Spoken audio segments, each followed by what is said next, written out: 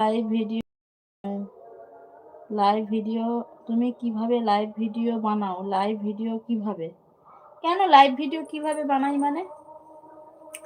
Live ভিডিওতে তোমার কি বলে লাইভ অপশন আছে। লাইভ যে তুমি শর্ট ভিডিও করছো, শর্টস আছে, তারপরে দেখবে লাইভ বলে লেখা আছে। সেই লাইভে টাচ করবে। লাইভে টাচ করার পরে তার ওখানে হচ্ছে তোমার একটা পেন আইকন থাকবে। সেই পেন আইকনে ক্লিক করবে। সেখানে ক্লিক করার পরে তোমার ওখানে তোমার